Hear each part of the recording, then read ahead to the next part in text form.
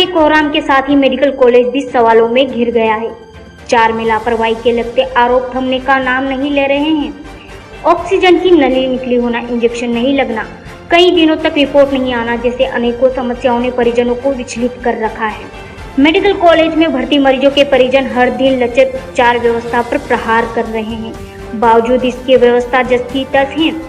Medical college में उपचार के लिए भर्ती हुए एक दंपति एक ही दिन हुई मौत ने अनेकों सवाल खड़े किए हैं। बेड 56 पर भर्ती महिला प्रकाश दीक्षित ने बेड नंबर 59 पर भर्ती पति राजकुमार दीक्षित को अपनी आंखों के सामने दम तोड़ते देखा। लचर व्यवस्था की शिकार पत्नी ने भी पति के वियोग में दम तोड़ दिया, जबकि बेटे का उपचार चल रहा है जिसे यह भी नहीं पता है कि उसके माता पिता भी दुनिया में नहीं है। दामाद हिमांशु जोशी ने व्यवस्था पर प्रहार करते हुए मीडिया को बताया। मेरी ससुर जी और सासू माँ को एडमिट किया था और एडमिट करने के बाद से उनकी तबीयत तो बिगड़ती चली गई। ऑक्सीजन पर थे वो और डॉक्टर्स रोज़ कह रहे थे कि इनका टेस्ट रिपोर्ट आज आ जाएगा। 6 दिन बाद जब मैं कस्टमर केयर पे पता करता हूँ तो पता चलता है कि इनकी तो जांच ही नहीं हुई। बिना जांच के ही ये ट्रीटमेंट तो कर रहे थे और रोज़ मुझे कहा जा रहा था कि रेमडेसिविर इंजेक्शन इनको लग रहे हैं और एक भी इंजेक्शन उनको नहीं लगा।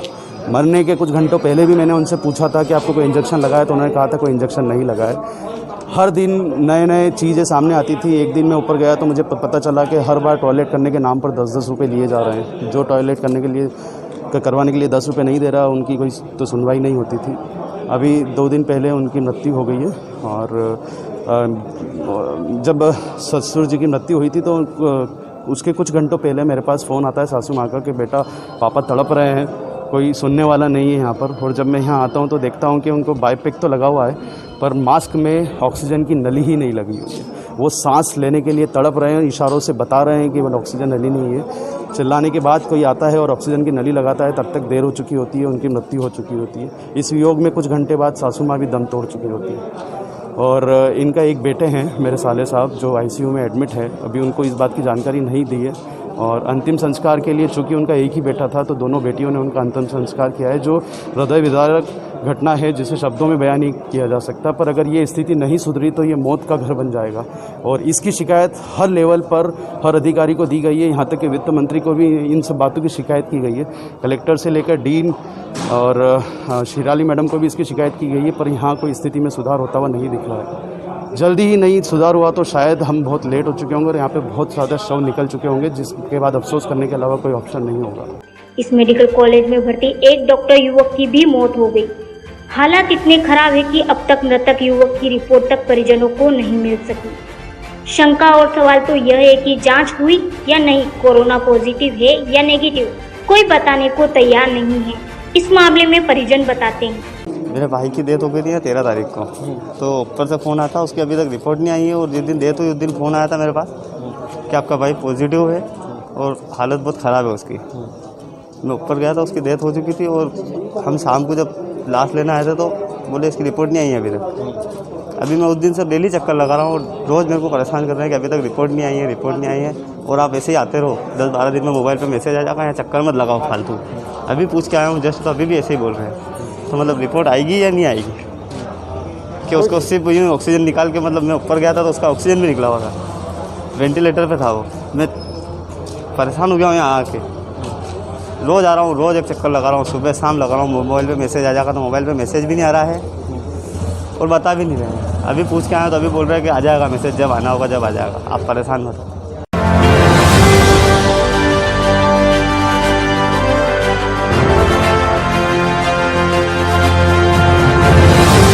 बेकाबू कोरोना ने जनता कर्फ्यू का शहर में सन्नाटा कर रखा है। आम जनता को समझाइश देने और नियमों का पालन करवाने के लिए कड़कती धूप में पुलिस तैनात है। पुलिस कर्मियों को सुरक्षित रखने के लिए युवक कांग्रेस जिला अध्यक्ष मयंक जाट ने मास्क, फेस मास्क, ग्लव्स और सैनिटाइजर के पाउच वितरित किए हैं। जनता कर्फ्यू में भी सड़कों पर लोगों की आवाजाही कम नहीं हुई है, जिन्हें पुलिस पकड़कर चालानी कार्रवाई कर नसीहत दे रही है। शहर में जब कुछ लोग सड़कों के सन्नाटे में साइकिलिंग कर रहे थे तो पुलिस ने उन्हें पकड़कर समझाइश ही नहीं दी, वरन साइकिल की हवा तक निकाल दी। बाद में चालानी कार्रवाई कर छोड़ दिया गया।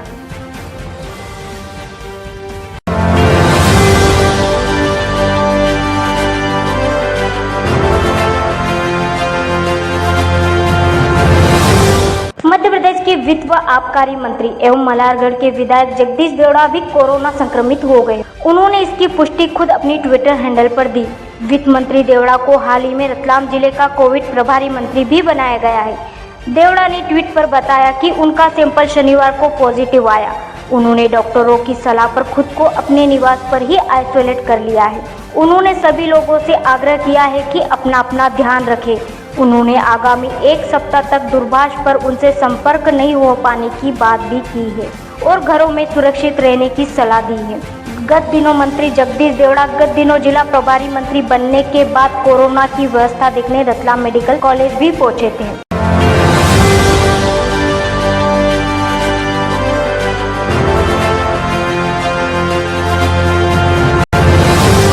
रतलाम में बढ़ते कोरोना संक्रमण के बीच जनप्रतिनिधि और अफसर ही कोरोना गाइडलाइन का पालन नहीं करेंगे तो जनता से इसकी उम्मीद कैसे की जा सकती है।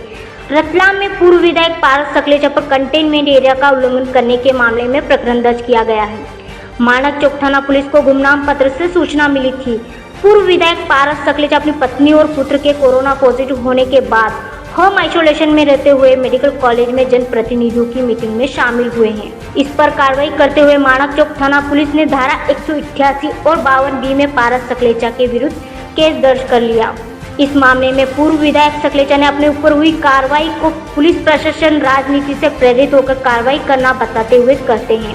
पूर्व विधायक सकलेचा ने प्रशासन को नाकाम बताते हुए कहा, मेडिकल कॉलेज की डीन पॉजिटिव होने के बाद भी 7 दिन में काम पर कैसे आ गई। पूर्व विधायक पारस सकलेचा पिछले दिनों कांग्रेस विधायकों के साथ मेडिकल कॉलेज में हुई मीटिंग में भी शामिल हुए थे। इसके पूर्व उनके परिवार के सदस्यों की कोरोना रिपोर्ट पॉजिटिव आई थी। इसके बाद उन्हें होम आइसोलेशन में रहकर भी उन्हें गाइडलाइन का पालन करना है। शहर में कोरोना का प्रकोप तेजी से बढ़ रहा है और प्रशासन बुरी तरह से नाकाम रहा है। अपनी नाकामी छिपाने के लिए जबरन गंभीर मरीजों को छुट्टी दी जा रही है। कल 195 को छुट्टी दे दी गई जिसमें कई गंभीर मरीज थे। जिस मरीज का सीटी स्कोर 21 है, जो बहुत सीरियस है, उस मरीज को भी छुट्टी दे दी गई और अब उसे एडमिट नहीं किया जा रहा। नेशनल हेल्पलाइन पे फोन लगाते हैं तो वहां से जवाब आता है कि अस्पताल में एक भी बेड खाली नहीं है। अस्पताल बात करते हैं डीन से और सुपरिटेंडेंट से तो पता लगता है कि 50 मरीज वेटिंग में पड़े हैं, हम कैसे एडजस्ट करें। तो आखिर यह समझ में नहीं आता कि जनता कहां जाए। हमने 13 तारीख को मीटिंग करके बोला था कि आप बेड की व्यवस्था करें। 750 बेड का अस्पताल है, आपके पास 350-400 अवेलेबल है, 350 बेड खाली, आप और व्यवस्था करें। आप ऑक्सीजन की व्यवस्था करें, इंजेक्शन की व्यवस्था करें, दवा की व्यवस्था करें, डॉक्टर की व्यवस्था करें, नर्स की व्यवस्था करें, स्टाफ की व्यवस्था करें। हम पे प्रकरण दर्ज कर लिया। हम नियम से थे, हमने क्या गलत बोला था। और मेडिकल कॉलेज की टीम खुद पॉजिटिव होने के बाद 7 दिन ड्यूटी पे आ जाती, 7 दिन बाद उस पर प्रकरण दर्ज नहीं होता, हम पे प्रकरण दर्ज हो जाता है। ऐसा लगता है कि जिला प्रशासन राजनीति कर रहा है, किसी के इशारों पे कठपुतली की तरह काम कर रहा है। ये अच्छी बात नहीं है। उसे सभी को विश्वास में लेकर इस महामारी से निपटना चाहिए।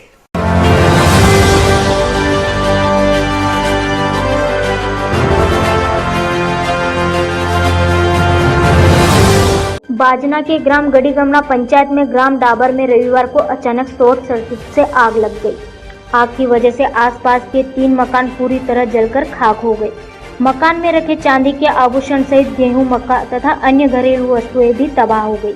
मकान में आग की लपटें देखकर आसपास के ग्रामीण आग बुझाने पहुंचे, पर एक के मकान में गैस की टंकी के विस्फोट से आग ने और विकराल रूप ले लिया और सब जलकर खाक हो गया। मकान के रहवासियों ने अपनी जान बमुश्किल बचाई। सूचना मिलने पर बाजना थाना पुलिस फायर ब्रिगेड के साथ मौके पर पहुंची तथा आग पर काबू पाया। जानकारी के अनुसार ग्राम डाबर निवासी धर्मा पिता थावरा डोडियार, रामा पिता थावरा डोडियार तथा थावरा पिता जीवला डोडियार सभी के मकान एक ही साथ लगे हुए हैं।